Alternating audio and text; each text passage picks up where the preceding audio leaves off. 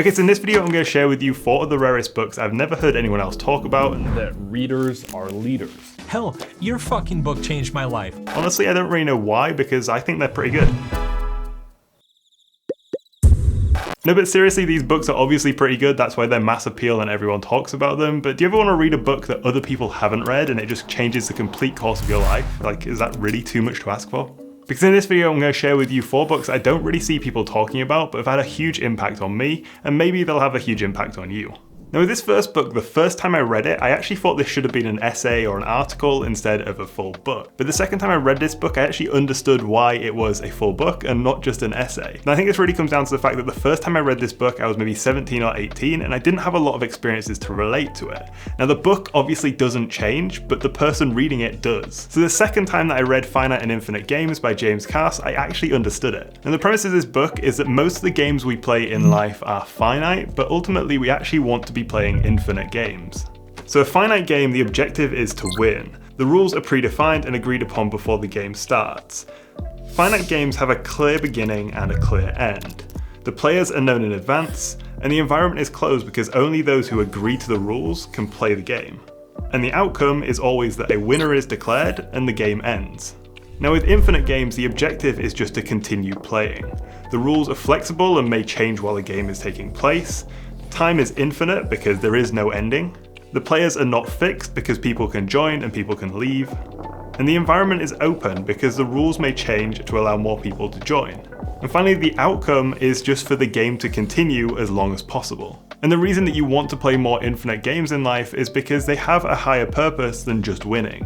Often if you play an infinite game, you'll be rewarded with learning, relationships, and self-improvement. But if you're constantly focused on finite games, the only thing you'll care about is winning. And then ultimately when you win, you'll realize there's not that much to winning. So with an infinite game, the focus is actually on extending the game and not necessarily winning the game. Because the longer you can extend the game, the more you can learn, the more you can grow, the more you can improve. And this book was one of the main things that helped me shift from having a short-term mindset to a long-term mindset.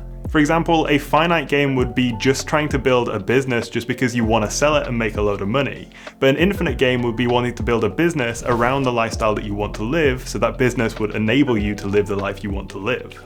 And honestly, I would highly recommend everyone reads this book because I think more people would benefit from shifting from playing finite games over to infinite games. Now this second book is one that I read every single year and I get something different from it. And that book is Anti-Fragile by Nassim Taleb. Now I think this book might be overlooked by a lot of people because the author's style is kind of rambly and not always the easiest to read, but the ideas in here are so good. Now the concept of this book is that there's no real word for the opposite of fragile, but it's a very real thing. That's why he proposes the idea of anti-fragility, and it's best explained through the metaphor of posting a parcel. So let's pretend we're shipping a fragile parcel, let's say a glass vase. If that package gets dropped and thrown around, then the vase will break.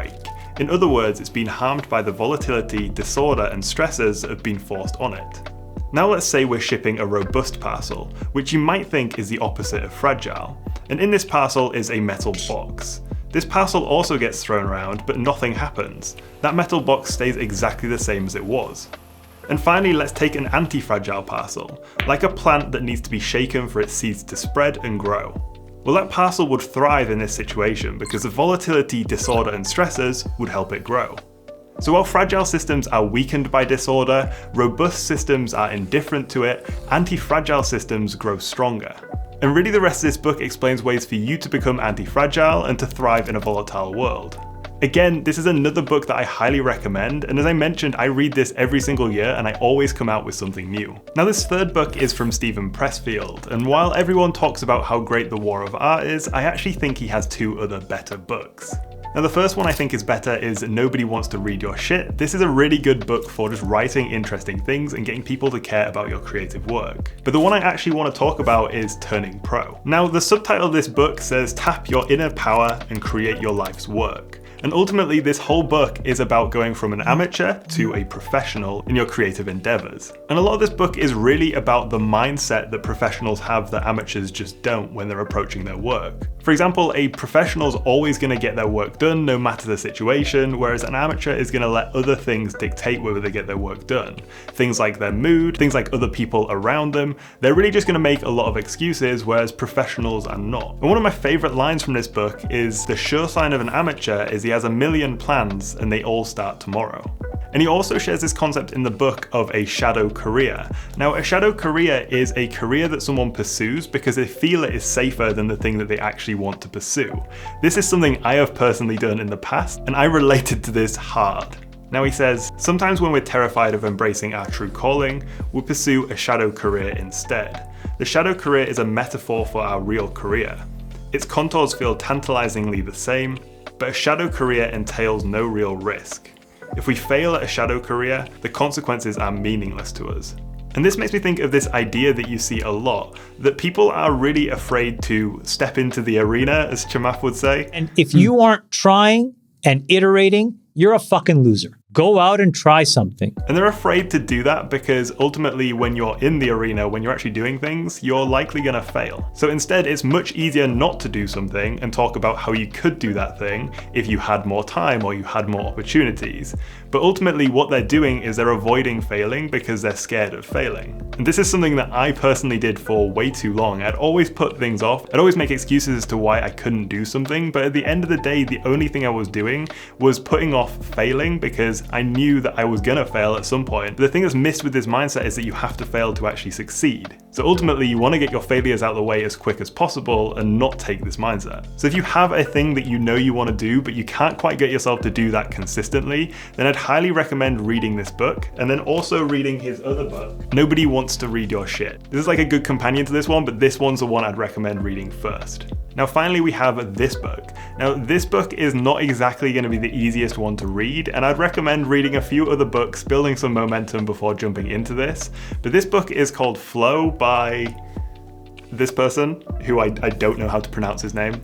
So I'm just going to put it on the screen and maybe overlay someone saying his name. Mihai, Csikszentmihalyi. Now you've probably seen Stephen Kotler and other people talk about the flow state, but pretty much all of their work is based on this book and this guy. So if you want to get your information from the source, then this book is one I recommend reading. Now this whole book is about, you guessed it, achieving a flow state. And ultimately it talks a lot about achieving a flow state, not just in work, but in all areas of your life to create a lot of synergy and have a fulfilling life. Now he defines the flow state as being characterized by intense concentration, a loss of self-consciousness, a distorted sense of time, and the sense that the activity you're doing is intrinsically rewarding.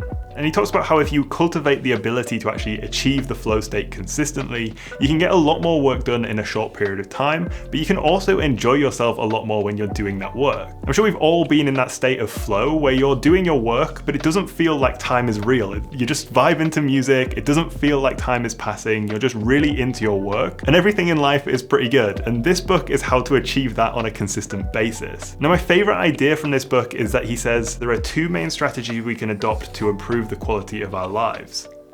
The first is to try and make external conditions match our goals, and the second is to change how we experience external conditions to make our goals fit better. So essentially we can improve the quality of our life by reframing our experiences. Then he talks about that to achieve flow state, you need to get into this perfect zone of difficulty between boredom and anxiety, so that the task at hand is challenging enough but not too challenging. Because if it's too challenging, you'll want to quit, and if it's not challenging enough, you'll want to quit. So instead you need to be in this perfect zone that pushes your skills to keep you engaged. Now that is just two of the concepts from this book that I really enjoyed, but I have so many highlights from this. This is one of my most highlighted books inside of Readwise. And as I mentioned, I'd highly recommend reading this, but you do have to be kind of on a roll because there's a lot of words in here and it just feels like quite a challenging read. Anyway, that's the 4 books that I don't really hear many people talking about, but I highly recommend reading. And for me, these have had a huge impact on my life. And if you have read these books, then we should probably be friends. And if you have any more obscure kind of random books that have been really impactful in your life, then drop them in the comments. And finally, if you enjoyed this video, then subscribe for more videos on entrepreneurship, self-improvement, and obscure books.